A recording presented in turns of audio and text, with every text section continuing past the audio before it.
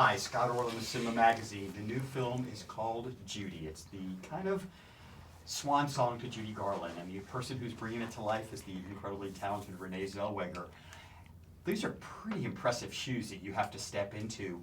What was your starting point to try and capture the essence of Judy Garland? Denial. Definitely denial. It was a very useful tool in this process. I guess it started probably in the car. I just put the music on and started just listening and kind of miming the words to the songs.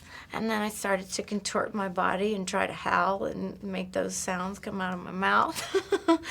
I got the script. I was curious why they sent it to me, and I was curious why they wanted to make this film. And David Livingstone, who's the producer, invited me to come to London to have some conversations, just to talk about what might be possible and to do some experiments, just with, a look here and there, and maybe go down and try some music. And he sent me some of the later recordings that Judy had done, because it was important to him that I understand that what the goal is that we're going to try to let's see if you can reach this point where she was not as successful in accessing her instrument.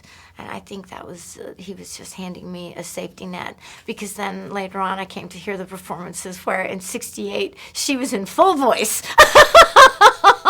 And she did great. And then they put in the script, and now she has a great day. I'm like, wait, how's she going to have a great day? One of the things I thought was really compelling is that we all think that when somebody achieves fame and success, it's a glorious road after that. Right. And we saw back even from her very beginnings, the pressure that was put upon her, not only the way she looked, the way she performed, everything about her. How much did that give you an insight of the pressures that are put on performers today? Well, Rupert talks about this being sort of a showcase of the cost of performance after a long period of time. So that's really well put. Oh, I don't know. I mean, it's quite different now because especially women have more agency over the decisions that are made with respect to their careers and what's best for them, So it's hard to imagine back then what it must have been like for her to conform to this very narrow sort of paradigm for what was considered beautiful and marketable at that time. And when you think about what being in the movies meant back then as opposed to today, where we all have different heroes because we don't have shared cultural experiences in the same way anymore. I mean, back then we all listened to the same music, and Americans watched the same things on television or listened to the same things on the radio, saw the same movies. So we had the same icons, and the conversation was the same. And so to participate in that, oh my goodness, that was the holy grail, wasn't it? And what wouldn't you do to be part of that?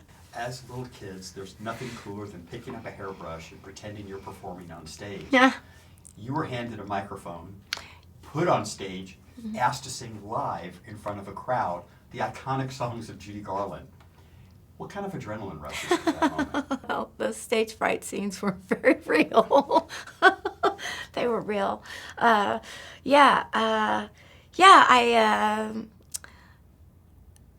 was daunting if I let myself think about it.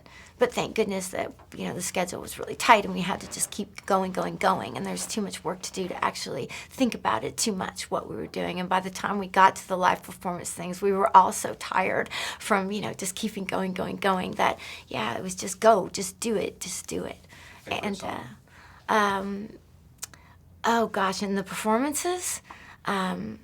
Probably Singing Rainbow at the end of it, because it was at the end of that week of shooting at the Hackney Empire, and these shared experiences with all of the actors who were playing the audience. We've been together for that crazy period of time through all of those live performances, and it just felt like the culmination of all that love that was put into it. And every person who was there, we were all there because, I don't know, we just wanted to actively express this affection for her, And so it was sort of like, signing the love letter that we were writing to her.